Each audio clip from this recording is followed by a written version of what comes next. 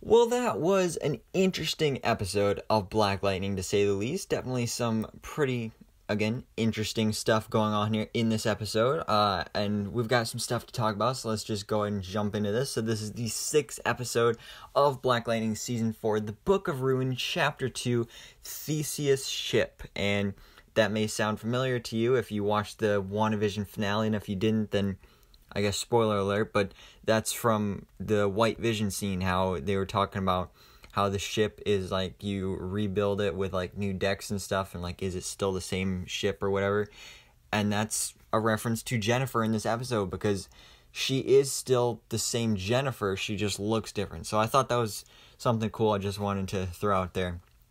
But this episode, the whole episode is basically dealing with Jen, because we saw at the end of last episode, her molecules and energy particles have been formed back together, and now she's in human form again, but she be looking a little different. We have a completely different actress on our hands here, and I'll get into it more later on my opinions and how I feel about this new actress in the role.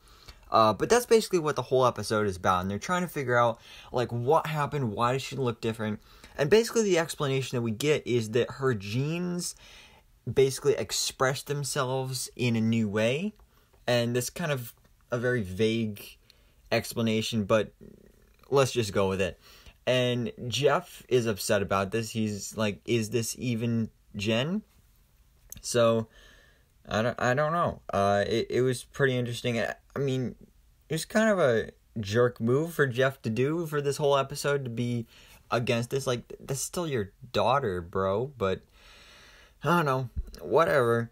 We do get some interesting stuff here in this episode with Tobias, seeing that he unveils the DEG to the world, and also actually announces that he's running for mayor, which as soon as that scene started, I was like, oh, he's going to announce he's running for mayor. And yep, he is. So that's going to be definitely interesting. Definitely reminds me of Daredevil Season 3 with Kingpin and everything. So that's pretty cool. We're seeing that there. And Tobias actually also finds out about the new Pierce in town, which of course, new Jen is being called JJ. But again, we'll get into that more later.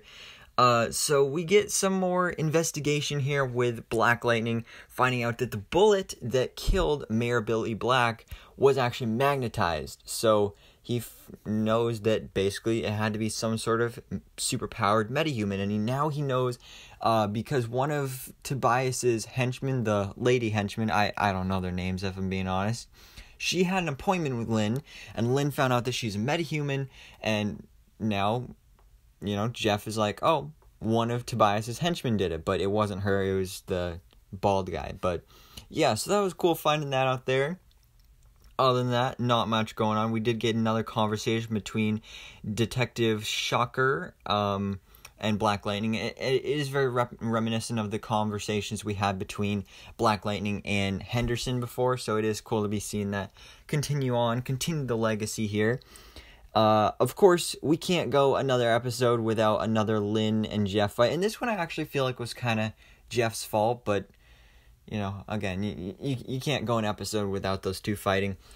But now let's get down to it. Let's talk about JJ, the new Jennifer for this season, and, well, just this series. So, JJ is the nickname that they made up for this character because, like, they can't just go around calling her Jennifer. They have to have some sort of explanation. So they, apparently, JJ, or aka Jennifer, is the niece of Lynn, and Lynn is her aunt and everything. So that's basically the story that they've made up here. So, alright, cool. And so, obviously, we have this new actress, China Ann McClain, who played Jennifer before she left the show. And this new actress, Laura Kariuki,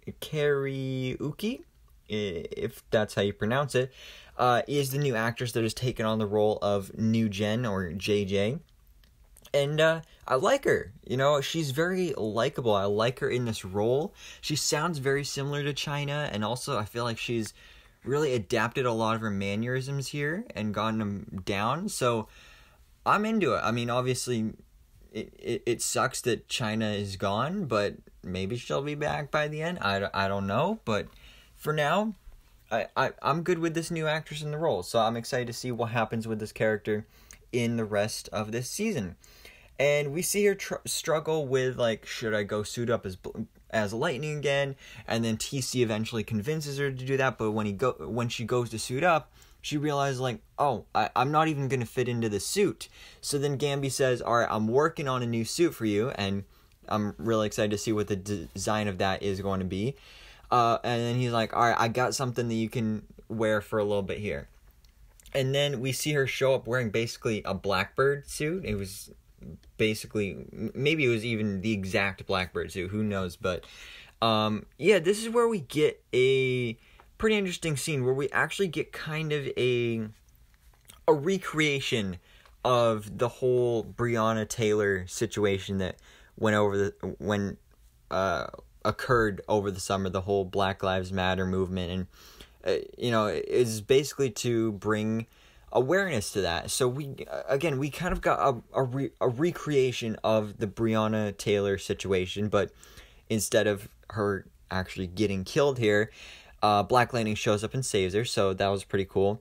And then we get a quick montage of Black Lives Matter riots and, like, just a whole bunch of bad stuff going on. They actually used real footage from the events that went on over the summer.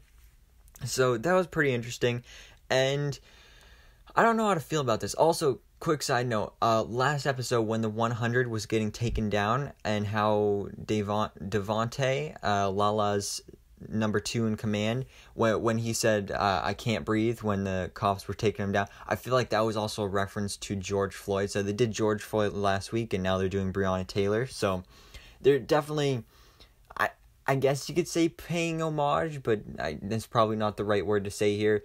But they're trying to bring awareness to this, and I don't know how to feel about this, because, you know, it's good to bring awareness to it and everything, but just the way they did it just felt a little off.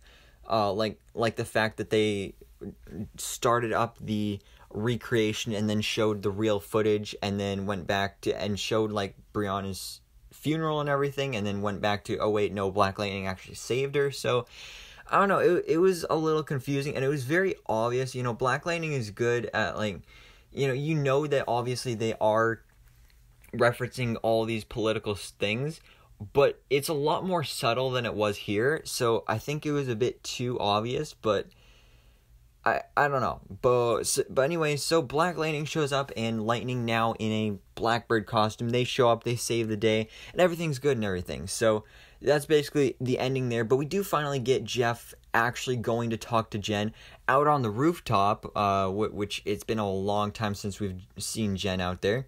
So they finally have a talk. Jeff apologizes because, you know, he literally basically abandoned his daughter for, like, the whole day. So that's all wrapped up there. That's all good.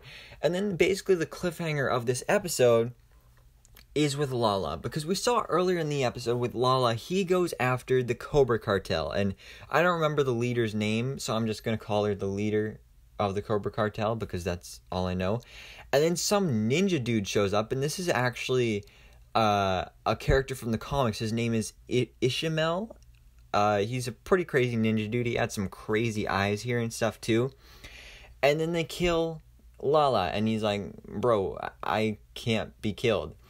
But this is where things get interesting, because they do kill him, and then they put him in cement. And I have to say, that's a pretty concrete way to get rid of him. But does this mean that Lala is not coming back? Because we see at the end of the episode that they literally have Lala in a concrete block, full-on Han Solo mode, just up on display in the Cobra Cartel bar or club or whatever it is. So that was pretty interesting there. I'm interested to see where that goes, because then we see that the leader of the Cobra Cartel also hires Ishmael to take down Black Lightning and Blackbird. So it wasn't really a big reveal there, but also we did get a reference to the League of Assassins there as well. So that was pretty much the stuff that happened in the episode. Definitely pretty interesting stuff going on here. Also, we did get a sneak peek for next episode, which is going to be the spin-off pilot, backdoor pilot for Painkiller. So I'm excited to see Khalil finally back. But the problem is, no new episodes until April 12th. yeah, that's 4 weeks away. So that's going to be pretty insane. It's going to suck doing a 4-week break, but I don't know, we'll have to suffer through it. So, guys, of course, let me know down in the comments below all your thoughts on this episode. How did you feel about the Black Lives Matter montage, whole recreation moment, and the setup with Lala Han Solo mode and Ishmael, and of course the Painkiller spin-off backdoor pilot. So, thanks so much for watching. Please drop a like if you enjoyed this video, and hit the subscribe button so I can keep you up to date on everything that goes on in the DC life.